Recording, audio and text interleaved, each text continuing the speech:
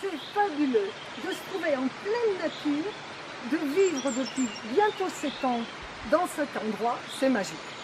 Et ce dont je vais vous parler aujourd'hui, ça va vous paraître peut-être un petit peu moins magique, et pourtant, c'est la merveille des merveilles. Vous allez apprendre, si vous avez envie, que la mort n'est pas du tout ce que l'on nous a dit. Hein. C'est pas cette femme vieille, noire, avec la faux, c'est pas ça du tout. La mort, c'est qu'on va retrouver notre liberté essentielle. Un qui en parle merveilleusement, c'est Victor Hugo. Je vous en prie, allez lire un peu ce que dit Victor Hugo sur la mort. C'est fabuleux. Lamartine, Mauriac, les grandes du temps passé, c'est fabuleux. La mort, c'est notre liberté. Alors on les appelle les invisibles souvent. Ça veut dire simplement que nos yeux, à nous, n'ont pas la capacité de les voir, mais ils sont là, autour de nous, tout le temps autour de nous. Si on a besoin, on les appelle, ils viennent, ceux qu'on a aimés sur la terre, parce qu'ils sont là, ils sont simplement dans une vibration différente.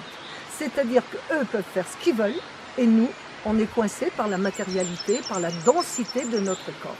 Et quand on a compris que la mort c'était ça, mon Dieu, la vie a changé de couleur. Et ça, c'est, vous voyez, on est dans un cadre qui vous montre, plus l'eau qui coule, qui vous montre que la vie est magnifique. Dans un de mes livres, j'ai écrit que la Terre était un paradis. Si nous voulions regarder la Terre telle qu'elle est, on verrait le paradis, puisqu'il est là. Il n'est pas au ciel, il n'est pas ailleurs, il est là, sur Terre. Mais l'homme abîme beaucoup en ce moment. Et ma première vidéo, je vous parlais de l'alimentation. Et là, je vais vous dire que si on veut bien vieillir, si on veut bien mourir, il faut aussi prendre soin de son corps. Et personne ne fera votre place. Donc, reportez-vous sur mon site, reportez-vous à la première vidéo. Je ne vais pas recommencer la même chose. Mais, si vous saviez, j'ai pris conscience, grâce à un livre écrit par un homme qui a ascensionné, oui, rigolez pas, ça existe. Hein, on vous parle de Maître Saint-Germain, mais là, c'est des gens qui font gracieux. Hein. Maître Saint-Germain, il ne se fait jamais payer. Si vous rencontrez quelqu'un qui vous dit « Oh, je vous mets en accord avec Maître Saint-Germain » qui vous demande 150 € la demi-heure, comme j'ai déjà vu, vous prenez vos jambes à votre cou. Donc, il m'a fait comprendre dans ce livre extraordinaire de Godfrey King que, en fin de compte, comment mes yeux font pour voir, comment mon cœur fait pour faire tourner mon sang dans mon corps, comment mes muscles marchent, comment mes mains marchent, comment je peux vous embrasser, comment je peux vous parler. Eh bien, ça s'appelle la flamme divine. C'est-à-dire que nous, le corps, il est rien, puisque quand cette flamme s'arrête, on meurt. Et on se décompose, puisque ça, c'est qu'un habit superficiel. Et vous avez vu qu'à notre époque, hein, et ça c'est terrible, on ne fait attention qu'à l'apparence. Hein, regardez, on nous montre des gens de mon âge, hein, je vais avoir 39 ans le 13 septembre. Ça fait pas mal déjà.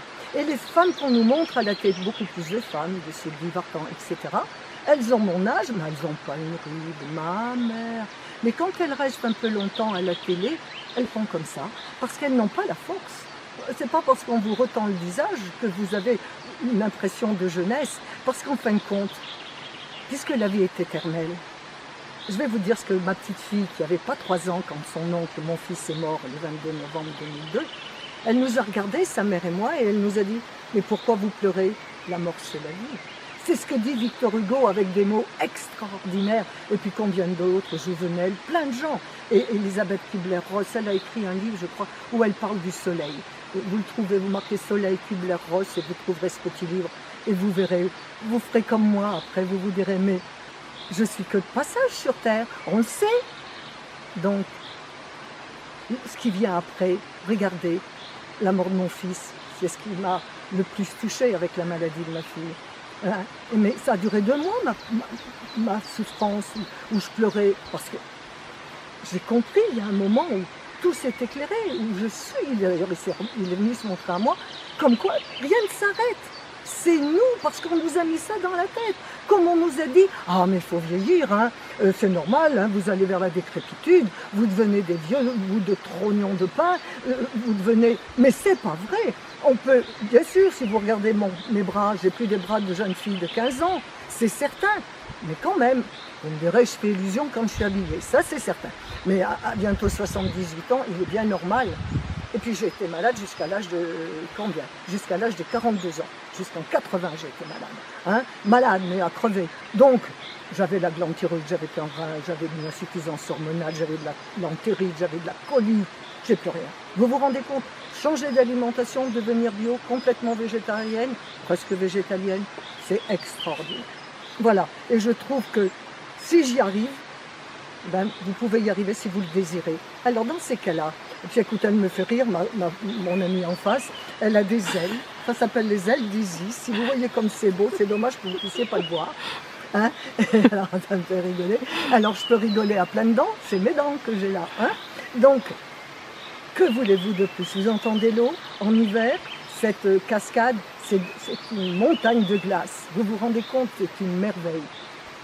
Et vous savez, cet hiver, il y a eu 4-5 fois de la neige à Torrent, hein. C'est 1250 mètres. Eh bien là, Nicole, personne n'est venu lui prendre l'appel. Hein. Je l'ai faite toute seule. Et pourtant, je venais d'être intoxiquée au monoxyde de carbone. Ça y est, là, presque tout est revenu. Je trouve que j'ai beaucoup de bonheur. Je ne dis pas de la chance, parce qu'on récolte toujours ce que l'on sème. Et comme m'a dit une amie qui est très loin dans le Savoie, elle m'a dit, arrête de parler de la chance que tu as. Tu récoltes ce que tu mérites. Eh bien, je vous le souhaite du fond du cœur. Semez bien. Écoutez, ça dit aussi, s'aimez bien, hein, et vous verrez, la vie change complètement. Voilà, à la prochaine. Voilà, bye bye. Allez, bye.